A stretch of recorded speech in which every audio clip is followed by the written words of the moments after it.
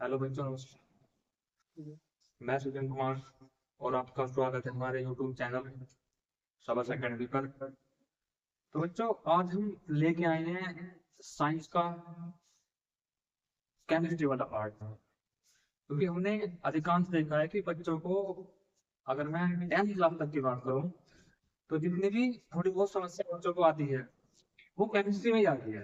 बच्चा फिजिक्स और बायोलॉजी में कवर कर लेता है। तो हमने ये चीज सोचा कि क्यों ना हम बच्चों को ऑफलाइन क्लास के साथ साथ बच्चों को ऑनलाइन वीडियो भी प्रोवाइड कराएं, ताकि बच्चा ऑफलाइन पढ़ने के साथ साथ उस वीडियो को ऑनलाइन भी देखकर अपने डाउट और अच्छे से क्लियर कर सके। क्योंकि कभी कभी बच्चा ऐसा होता है कि किसी डाउट को पूछने के लिए क्लास में हल्का सा थोड़ा सा हिचकिचाता है। ठीक है, तो मैं साइंस का फर्स्ट चैप्टर यानी कि बायो का केमिस्ट्री का फर्स्ट चैप्टर स्टार्ट करने जा रहा हूँ।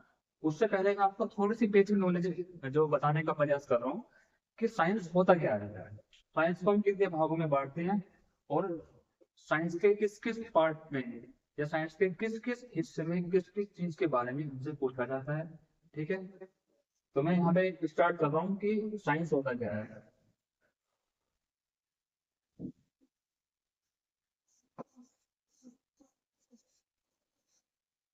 देखिए, क्या है विज्ञान। विज्ञान को हम तीन भागों में बांटते हैं: भौतिक विज्ञान, रसायन विज्ञान और जीव विज्ञान, यानी फिजिक्स, केमिस्ट्री और बायोलॉजी। हमारे पास एक पार्ट होता है भौतिक विज्ञान का।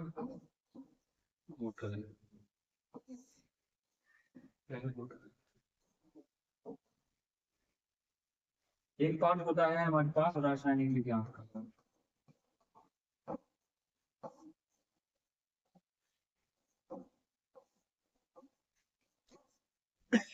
और हमारे पास जो थर्ड वाला पार्ट होता है वो होता है हमारे पास जीव विज्ञान।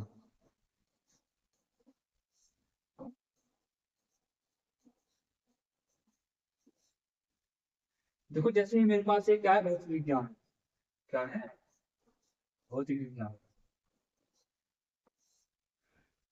तो भौतिक विज्ञान में अच्छा, सबसे पहले ये आते हैं कि सर हम पता कैसे पढ़ें कि जैसे कोई हमारे पास कोई दो वस्तुएं हैं ए और बी, हमें ये कंफर्म कैसे होगा कि ये चीज भौतिक विज्ञान में हम इसको देख रहे हैं या फिर केमिस्ट्री या फिर रसायन विज्ञान में देख रहे हैं। ठीक है, देखो, भौतिक विज्ञान में हमारे पास वो पार्ट आते हैं या वो विक्रियाएं आते हैं जिनको हम सूंघ कर, देख कर, महसूस कर कर हम क्या कर रहे हैं, पता लगा रहे हैं चीजों का। ठीक है, जैसे मेरे पास कोई गुलाब का फूल है, मैंने उसके गुलाब के फूल की महक सूंघी, तो मुझे कंफर्म हो गया कि ये गुलाब का फूल है। ठीक है, तो ये सब क्या होते हैं हमारे पास, भौतिक अवस्था की परिभाषाएं होती है या भौतिक अवस्था की वस्तु होते हैं। ठीक है, जैसे हमारे दैनिक जीवन में भौतिक अवस्थाओं की इतनी सारी कार्य होते हैं जिनको हम पहचान नहीं सकते कि ये हमारे पास हो क्या है। ठीक है, तो हम फिर क्या होता है, हमारे पास जीव विज्ञान होता है। जीव विज्ञान को दो भागों में क्या करते हैं, कन्वर्ट करते हैं। ठीक है, एक को बोलते हैं जंतु विज्ञान और एक को बोलते हैं जीव विज्ञान। जंतु विज्ञान में क्या होता है, जितने भी शरीर के पार्ट होते हैं, शरीर के हिस्से होते हैं, उनके बारे में जो जितने भी कार्य होते हैं उनको जंतु विज्ञान में कन्वर्ट करते हैं। और जितने भी जगत वाला पार्ट होता है, जैसे हमारे पास पेड़ पौधे होते हैं, ठीक है, हमारे पास इंडस्ट्रियल वस्तुएं होती हैं, उनको कहाँ पे रखते हैं हम, जगत विज्ञान में रखते हैं। फिर अगर हमारे पास जो हम आज आपको पढ़ना चाह रहे हैं, ठीक है, जो हमने शुरुआत करा है, वो होता है हमारे पास रसायन विज्ञान। क्या होता है? रसायन विज्ञान। अब क्वेश्चन है कि रसायन विज्ञान में हम कैसे पता लगाएं कि चीजें क्या होती हैं। ठीक है, किस तरीके से हमको हम देखते हैं चीजों को। तो सबसे पहले यहाँ पे क्या होता है, रसायन विज्ञान में हम अधिकांश प्रयोग करते हैं इसका एक लैब का। लैब के द्वारा हम किसी पदार्थ की अवस्थाएं, भौतिक अवस्थाएं, उसकी रासायनिक अवस्थाएं, उसके केमिकल पार्ट, उसके प्रॉपर्टी गुण, ठीक है, उसकी स्थायित्व, उसकी संरचना वगैरह, ठीक है, क्या होती है, सब के सब हम किसमें देखते हैं, भौतिक वाले, सॉरी केमिस्ट्री वाले पार्ट में देखते हैं। ठीक है, जैसे मेरे पास क्या है, तत्व में हमारे पास क्या है, हाइड्रोजन, ये कार्बन है, ये मेरे पास क्या है, ऑक्सीजन है। ये जो कुछ केमिस्ट के नाम होते हैं, हम इन नाम को अधिकांश किस में पढ़ते हैं, सिर्फ और सिर्फ रसायन विज्ञान में पढ़ते हैं, ना तो भौतिक में पढ़ेंगे और ना ही जीव विज्ञान पढ़ेंगे। ठीक है, पूरा साइंस होता है एक ही है, लेकिन साइंस को हमने तीन भागों में कन्वर्ट कर दिया है। ठीक है, तो हम एक चीज में पढ़ते हैं इसको कि तत्व होते क्या है और तत्व किस तरीके से केमिकल रिएक्शन करते हैं और रिएक्शन करने के बाद एक पार्ट से दूसरा पार्ट बनता है, उस पर क्या प्रभाव पड़ता है या फिर वो क्या बनेगी। ठीक है, तो मैं फर्स्ट चैप्टर स्टार्ट कर रहा हूँ आज आपका। और फर्स्ट चैप्टर हमारे पास है रासायनिक अभिक्रियाएं।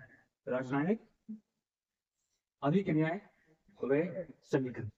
देखो, जितने भी तत्व होते हैं हमारे पास, hydrogen, carbon, nitrogen, magnesium, zinc, जितने भी तत्व होते हैं एक आवर्त सारणी के अंदर, सबके सब कैसे होते हैं हमारे पास, रासायनिक होते हैं। यानी कि उनका जो संबंध होता है वो रसायन विज्ञान से होता है।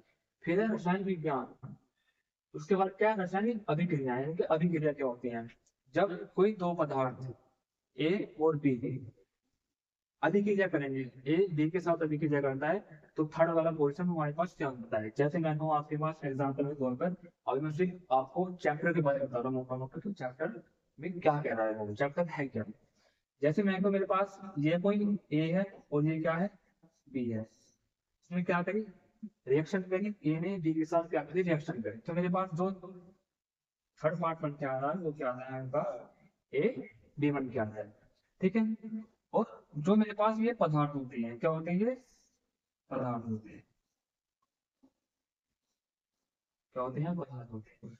जब मैं किन्हीं दो या दो से अधिक पदार्थों को आपस में जोड़ता हूँ, या किन्हीं दो या दो से अधिक पदार्थों की आपस में रिएक्शन, सॉरी हाँ जोड़ता हूँ मैं, तो मेरे पास जो नया पदार्थ बनता है, जो नया पदार्थ निकल के आता है उसको क्या बोलते हैं, अणु बोलते हैं। क्या बोलते हैं, क्या बोलेंगे भाई, अणु बोलेंगे। इसका मतलब क्या है, अगर मेरे पास कोई सिंगल दो पार्ट है, जैसे हाइड्रोजन, कार्बन, दो पार्ट हो गए, यानी कि ए और बी है, तो ये क्या है पदार्थ है, और जैसे ही मैं इनको आपस में ऐड करूँ तो क्या बन जाएंगे, अणु बन जाएंगे ए और बी। यानी कि किसी भी रसायन विज्ञान के अंदर किसी भी तत्व का नाम जो होगा, तत्व का नाम होगा, और जो वह तत्व, यानी कि वह तत्व जो दो पदार्थों से मिलकर बना होगा उसको क्या कहते हैं, अणु कहते हैं। तो ये सब क्या है हमारे पास, अभिक्रियाएं। भाई ये कौन अभिक्रिया तो है, ये पूरी अभिक्रिया तो है। ठीक है, फिर थर्ड पार्ट क्या है, तो समीकरण। क्या है, समीकरण। अगर मैं इन दोनों को बैलेंस करूंगा, तो क्या करूंगा, इनको बैलेंस करूंगा, तो वो कर्ण बजाएगा फिर इसमें समीकरण। ठीक है, बाकी जानकारी समझते हैं आपको चैप्टर से।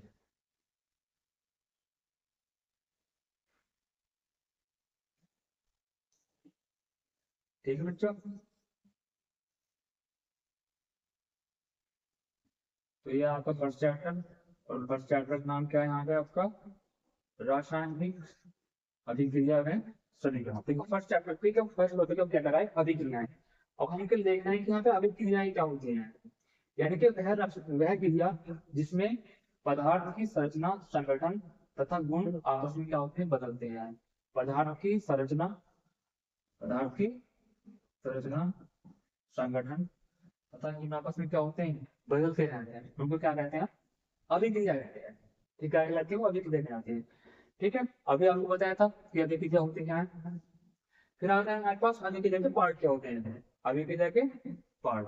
देखो, अभिक्रिया के पार्ट हमारे पास दो पार्ट है, एक तो होता है नाभिकीय अभिक्रिया, और दूसरी क्या होती है हमारे पास, रासायनिक अभिक्रिया। क्या होती है, जो बहुत ही महत्वपूर्ण टॉपिक है ये वाला, रासायनिक अभिक्रिया और रासायनिक अभिक्रिया, इनमें डिफरेंस क्या होता है। ठीक है, जो हमारे पास रासायनिक अभिक्रिया है इसको तो सभी जानते हैं कि जब एक या एक से अधिक पार्ट आपस में मिले, कोई नया पार्ट बनाया, उत्पाद बनाया, तो वो क्या होगी, रासायनिक अभिक्रिया होगी। ठीक है, लेकिन उससे पहले क्या सोचते हैं हम, मतलब क्या पढ़ना चाहिए हमको, कि भैया यहाँ पे नाभिक की अभिक्रिया क्या होती है, तो नाभिक में क्या होता है, ऐसा कार्य है। तो देखते हैं यहाँ पे नाभिक में होता क्या है। देखो मैं आपको यही थोड़ा सा चीजें क्लियर करा रहा हूँ। अभी जैसे हम देख रहा था कि मेरे पास रासायनिक अभिक्रिया है, क्या है, रासायनिक अभिक्रिया मतलब क्या होता है, ए और बी आपस में क्या करेंगे, रासायनिक अभिक्रिया के पार्ट का बना दिया, ए और बी वाला पार्ट मैंने तैयार कर दिया, बना दिया। बात आती है नाभिक में क्या होता है, आप आपको सभी पता है, ठीक है, कि एक नाभिक के अंदर तीन जो इलेक्ट्रॉन होते हैं वो काम करते हैं, तीन गुण काम करते हैं, जिनको बोलते हैं इलेक्ट्रॉन, प्रोटॉन और न्यूट्रॉन होते हैं। सभी नाभिक में होते हैं इलेक्ट्रॉन, प्रोटॉन और न्यूट्रॉन, सभी में उनकी संख्या के हिसाब से इलेक्ट्रॉन संख्या और न्यूट्रॉन संख्या अलग अलग होती है। ठीक है, तो नाभिक क्या होता है, देखो ये पदार्थ है, पदार्थ क्या बन गया, अणु बन गया।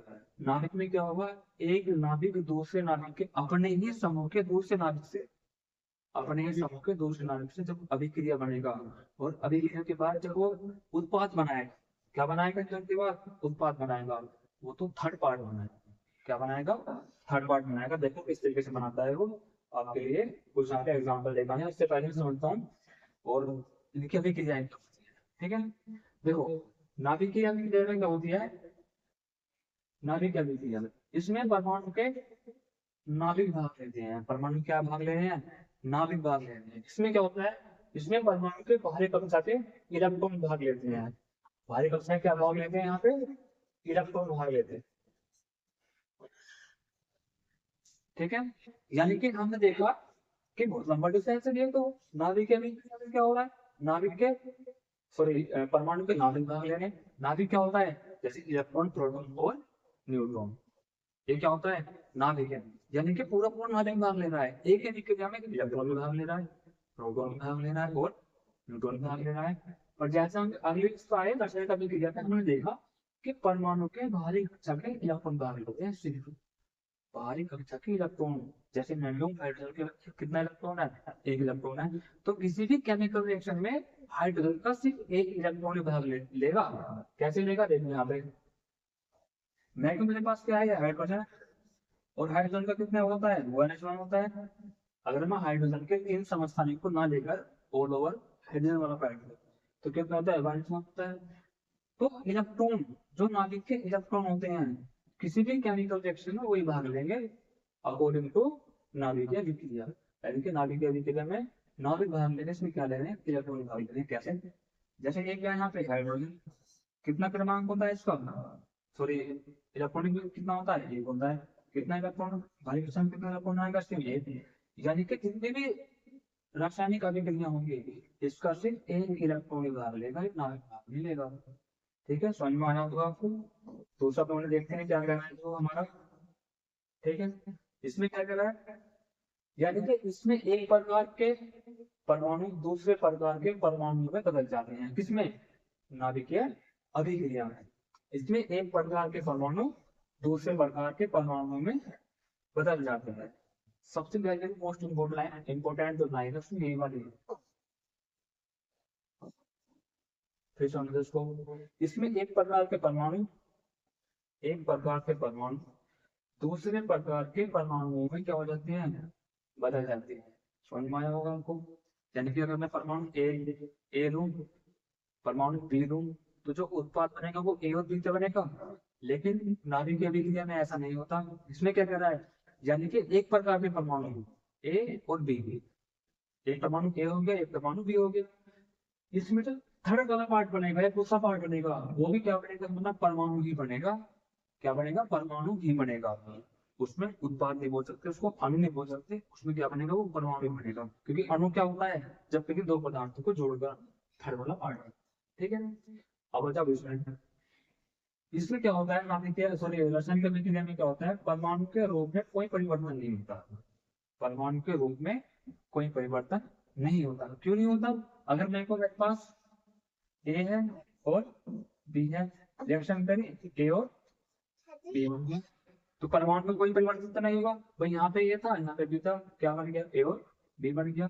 एक परमाणु ये रहा, परमाणु ये रहा, अणु बन गया, बनते दोनों चीजें। लेकिन इसमें ऐसे नहीं था। ठीक है, तो हम थर्ड वाला पॉइंट पढ़ते हैं क्या कह रहा है। ठीक है, इसमें क्या कह रहा है, परमाणु के संगठन, संरचना तथा गुणों में परिवर्तन होता है।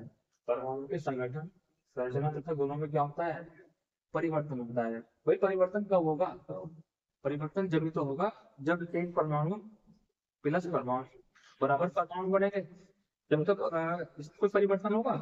ठीक है, यानी कि इस लाइन का जो आंसर है वो इस लाइन में है, इस पॉइंट का आंसर। यानी कि परमाणु दूसरे प्रकार के परमाणु क्या हो रहे हैं, वो चेंज हो रहे हैं। ठीक है, अब आते हैं इस वाली लाइन में। देखो यहाँ पे क्या कह रहा है,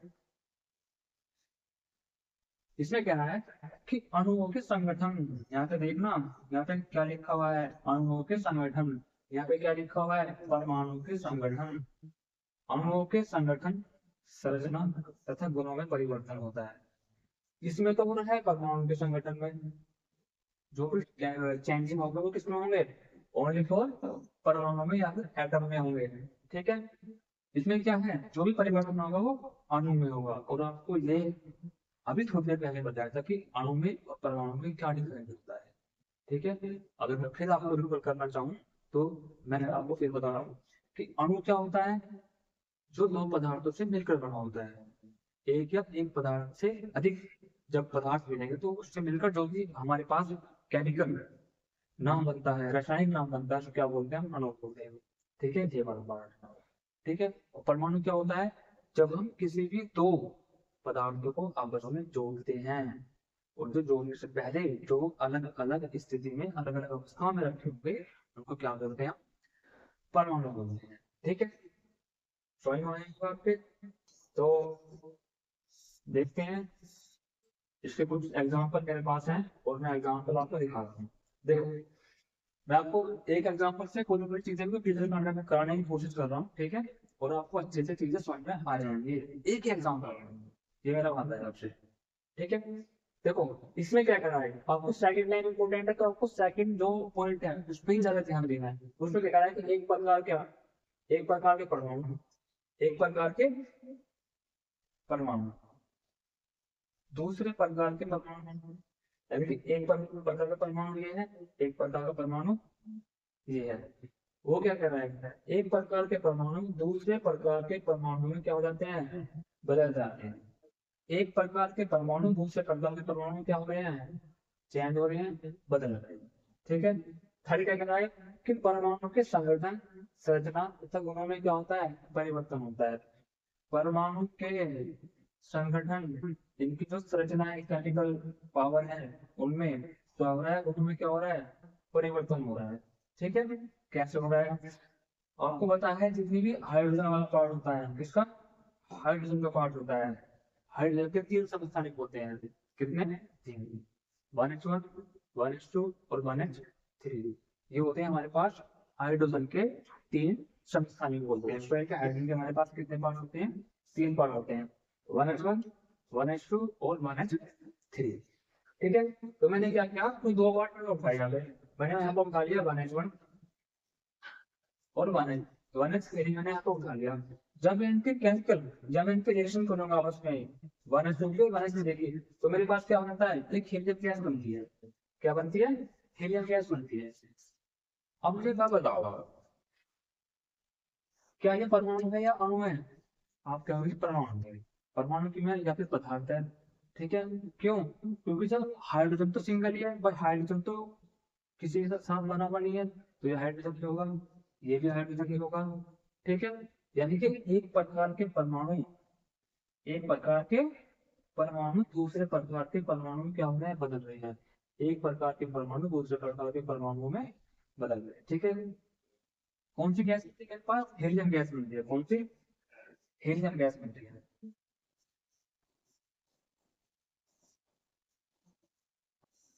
कौन सी गैस मिलती है यहाँ पर, हीलियम गैस मिलती है।